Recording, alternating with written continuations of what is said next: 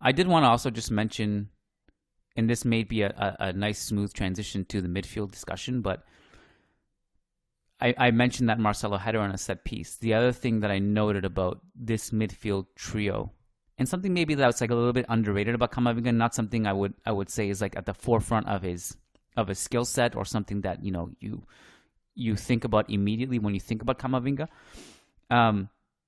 Just one side benefit of that, and I noticed this when the first set piece that Getafe had. We've conceded so many free headers and stuff, but Camavinga clears it with his head. And I was like, I never really thought about it, but, him by default is an upgrade over Kroos and Modric in that specific aspect, not as a player, but just in that specific aspect of giving us an aerial presence. And then I went and looked up the numbers, and he's in the 61st percentile of players in his position in aerials won. Whereas you compare that to Modric and Kroos, 7 and 8%. And so it's a completely different look when you're defending set pieces, especially in a team that, lost Ramos and Varane. We don't really have that much size anymore. Camavinga actually brings that threat. I think it's just a side benefit. But I'm curious to know what you thought of the trio as a whole, and how much of them looking good today had to do with us facing Getafe, and how much of, like, what is it about this midfield three that maybe got you excited, and if there's anything that you're worried about specifically? Yeah, so a couple quick thoughts to build off on Camavinga there first. You called it out, the aerial presence. I think that's something that's underrated that maybe we haven't necessarily talked about before. And he had, in this game alone, he won all three of his aerial duels 100%. And it's nice to have that. And I think what I noticed in this game, which was a standout for me, is, and I think this is something that will only improve as he plays and gains more experience, is he uses his body really well in his frame. And so when he picks up a ball, even if he takes maybe a little bit heavier touch, he does like the Eden Hazard, but he's super muscular and just has like a really athletic frame where he can just put his bum into someone or put a shoulder in, shield them off, and be able to retain possession, even if he has a little bit of a heavier touch. And I think that's going to serve him really well and allow him to be a press-resistant player going forward. But in terms of answering your direct question on, like, what do we think of this midfield three? Like, if we use it more regularly in the future, what could we see? Or was it just Getafe today? I always think back to something Ohm said at the start of the season, one of our early podcasts, where he's like, I'm just looking for repeatable patterns, things that can be done again, and things that we would see game after game. And I think what could be useful for this midfield, especially when you're missing guys like Kroos and Modric, who are your progressive passers, is the 1-2s in and around the top of the box. You don't have to be a super creative or special passer or play these dagger Guti-like vertical balls breaking lines. As long as if you can pull off the 1-2s, the quick 1-2s with the fullback, then that breaks defenses, and that breaks low blocks too, really, really well. And I think you saw that today, especially there was one moment in the first half with Camavinga and Lucas Vazquez where they did a quick 1-2 right at the top of the box. Camavinga plays Lucas Vazquez through and he cuts it back. I want to say it went to Benzema. I can't recall who it went to, but it was a really good opportunity. And it was one of those moments where I was thinking to myself, yes, this is where this midfield, it can make sense, is if they had these quick combinations at the top of the box, then yeah, maybe they don't need those creative passes. Maybe they don't need to be brilliant in that regard, and they can get away with it. But I'd like to see it against a better opposition, see them kind of test it a little bit more. But overall, I thought they all played really well. And I thought, for me, Camavinga was maybe more of a standout than the other three, just because I felt like he played with more confidence in this game. I felt like he looked really comfortable. He went through a little of a, I wouldn't call rough patch, but just kind of integrating period in the middle of the season where his form dropped off. Carlo wasn't using him as much. There would be games where he just sat on the bench, like wouldn't even be involved. And now he's back in the rotation. He's playing big games. Like he was subbed on in the PSG game. He's subbed on in the Chelsea game. He's now starting this match. And when he's starting, he's not getting yanked at halftime. He's playing the full 90 minutes and playing really well. And so I think he's gradually getting his confidence back. And I think that for me was a big takeaway for today. It's interesting. Like, I agree with you. I think if this, the progressive passing or lack thereof didn't hurt the team today, but it will in certain games, I think. Like, just to be clear, I think this game was good and encouraging, but I think there are definitely going to be games where you're going to need someone to play those passes either over the top or just make some nice incisive through balls. But I will say, if this midfield three is going to be together, and again, Tchouaméni fits them a little bit better than Casemiro does, but if you pair these three together, you're going to create offense in a different way. And not to say that there's either right or wrong about how you create offense. It's just nice to have that versatility and progressive passing in there. What you saw today was Camavinga and Fede did actually hit some forward passes and vertical passes. They just weren't long range. But I did admire, like, Camavinga was a pretty good line breaker today. Like, his dribbling was important. Like, he can and both of them had good ball carrying sequences, particularly. Like, I think, like, if you look at the way those two create, it's dynamic, it's higher octane. With Fede, it's a lot of ball carrying. He had a lot of good ball carrying sequences in this game. With Camavinga, it's some nice dribbling sequences where he can get out of tight spaces with his dribbling, but also with his off-ball movement. They can both do damage. And I liked that, he was fluid and direct. Like, both of them, every time they had the ball.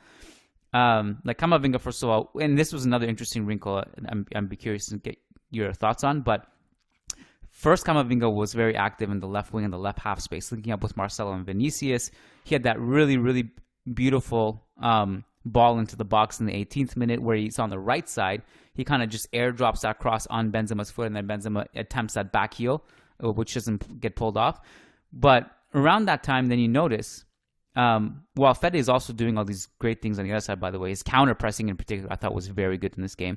And again, his ball carrying, he had like at least 4 really good ball carrying sequences, but probably more. But they switched positions like halfway through the first half or so. And that was interesting to me because, you don't often see that from central midfielders. You'll see that from wingers. But just the fact that you have center midfielders swapping positions was interesting to me. I don't know if that's, when you think of also Camavinga's left foot, Fede's right foot, having inverted center midfielders actually does help in a lot of ways. Modric is the classic example of not that, but Kroos is. So it's interesting that he added that wrinkle, and I was just curious if you had any thoughts on that. I like it, especially to the last point you made, them being able to cut in onto their stronger foot and take a shot. Fede Valverde, that one free kick he took today was nearly got me out of my chair. I thought it was going in, and it was a bullet. And then we've obviously seen Camavinga score a long-range golazo at the Santiago Bernabeu before, and so I think he's got that in his locker. He doesn't, not quite as powerful as Fede, but I do think it's in his locker. And so, being able for both of them to cut in, I think we'd also probably see them take a little bit more risk in their passing, at least central passing, and trying to play those through balls if they were inverted, like Fede playing on the left and Camavinga playing on the right. So I liked it. I want to see more of it. I think especially Fede, because he plays there for Uruguay when he does play central midfield, and I like him there, and that's in that left central midfield spot, especially his crossfield switches as well. Yeah. And so I thought they were both great today. And the other thing about like Casemiro too, maybe also falls in the Marcelo category, just in the sense that he's not going to have that much to do defensively tonight. So Getafe and also like, we talked about this is a perfect game for Vasquez and Marcelo. Playing a team that doesn't press is a perfect game for Casemiro too, because then you're really relying on not only his transition defense and obviously other things he can do defensively, like reading the game, which he does at an absolute elite level. And he's coming off the back of that awesome performance in Chelsea. But, I think this is an ideal game for Casemiro in that sense too. By the way, 5 interceptions for Camavinga today. by far a game high. Anything else from that midfield trio that you wanted to talk about? I guess we could briefly talk about Casemiro getting a yellow card, and now he's out for the Sevilla match. Do you think Carlos just going to plug in Camavinga and have Camavinga, Kroos, Modric, or do you think he's going to do something else? If I had to guess, that's what he'll do. But what I think might happen is, and now we've seen also Camavinga play as a central midfielder more than once now, which is nice. If he goes with or he may very well also go with Fede Modric and Kroos. That's the other option. But I think he'll also go with all four. Maybe he'll go with Camavinga, Kroos, Modric, and Fede on the right.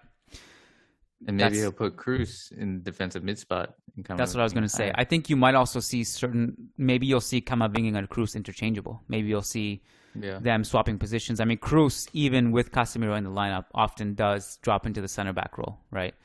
So I think you could see either of those options plus some interchangeability to help.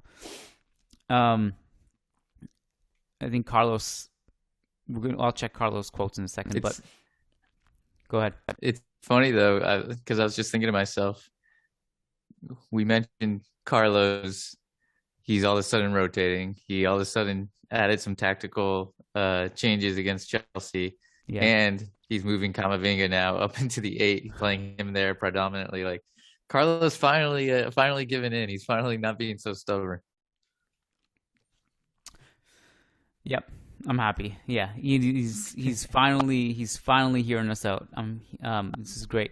So let's pump the brakes though. Let's just wait. Let's analyze it more towards the end of the season. But right now we're happy. Right now we're good. So the other thing I wanted to mention about this game is obviously Vinicius is playing really good last couple games. Didn't score against Chelsea, but did so many things. I brought up those Vinny stats in the Champions League, which have made the rounds. And I thought today he was, again, pretty much cooked Janae all the way through. It started with a nutmeg, but he also juked him out a couple times in the second half. That filthy cross to open the scoring in this game. I guess people reminded me that he's done that before, but he just didn't get an assist for it. But that was a special cross. Really special cross. We've seen Modric do it. There are plenty of players, I guess, in the past who have done it. But I think what's special about Vinicius doing it is that he can do so many other things. So once he starts adding things like this to his arsenal regularly, he's going to just be impossible to deal with. If stuff like this, and scoring was the other one, right? Adding scoring to his repertoire this season was huge.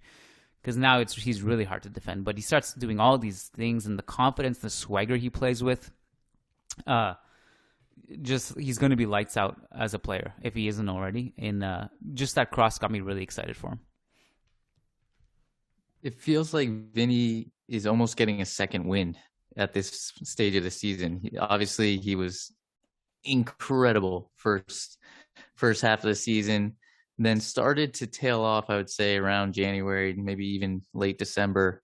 And now these last few games, honestly, maybe starting with Chelsea, he's coming back and looks like the Vinicius from the start of the season. And that's encouraging. That's going to be huge for the final title run-in for both the Champions League and La Liga. And to have him playing kind of with this freshness, it just feels like the energy's back. It feels like his speed's back. It feels like even doing these creative new skills. This is what we need to see from Vinny. This is what is going to be a differentiator for us, because that's what he's been all season, besides this small little lull in the middle of the season. So yeah, I think Vinny was great. He had 4 completed dribbles off of his 5 attempts. You mentioning Janae kind of made me laugh, because I'm thinking of the video Owen posted on Managing Madrid, and that thing was cracking me up. I don't even know what was going on in that video, but it's funny, I guess. Yeah. Well, the interesting thing is that this isn't even that eventful of a Vinny game. This is not he just had a really good game without even having to overexert himself. This wasn't like, Yeah. but I think this was, and this also encouraged me against Chelsea too. Like he was quiet in the second half against Chelsea because of that Tuchel adjustments where he puts Reece James a little bit deeper, right? And we talk about this a lot, but I think that kind of canceled each other out. But that worked in our favor because we didn't need more goals at that point, and Chelsea lost the Reece James output in the final third. But he's also been now just a moment's player. It doesn't seem like he's getting too cold on those occasions. Like he can conserve his energy and blitz teams in a single moment, which is something he did earlier in the season too. Like think about that goal against Sevilla, right? The one where we all lost our minds at the end, where he cuts in and scores that golazo. We just kept him on the field. He wasn't doing much in the second half, but he pops up for that, and I think that really encourages me too, because that's something that Ronaldo had, is that even in games where he was kind of out of it, not that he was out of it in this game, but this is more of a general point, but he can just come and kind of float in and out and come up with a moment of brilliance still at the end. So I feel like he's back. And look, this is the thing. A lot of people were freaking out when Vinny dipped in form. We had to remind people, hey, when you travel across the ocean and you play 2 games in 2 days, it's pretty insane. Like, I don't even, like, I think it was, did you write an article about it, or you just said it on a podcast where you were talking about, like, or maybe you said it on Twitter, you were talking about like the altitude and what that does to you physiologically? Yeah. Dude, I literally went to that Chelsea game and back, and I didn't play football at all. I didn't even go to the gym or exercise. I felt like my face was going to fall off my skull. Like I was destroyed. Yeah. And to actually think about like playing football at the professional level twice in 2 days, I can't even imagine. Anyway, so the point is, like, I think everyone just needed to take a chill pill when he just had a little dip in form. He's young. He's had an incredible season. He's back to where he is again on the trajectory, and I'm not worried. That's it. On the opposite, Fede Valverde. Go ahead. Fede Valverde actually talked about those trips recently, and just talked about how like it's so difficult to sleep when you get back and the time changeover, and how they do take their toll. And I think the other part of this too is, and me myself, I fall victim to this too, is like we forget that these players are humans, and it's just not like, it's not sustainable to Cristiano and Messi have kind of, even Lewandowski and some of these other guys now, even what Benzema's doing, they've kind of warped our perception of what's normal. And it's not normal for them to be performing at these levels that they're performing at every single week, week in and week out. And dips will happen. I mean, even Benzema is off every maybe a few games a year, but like it happens. And so I think we just have to recognize that, especially for young players. Like there's going to be peaks and valleys.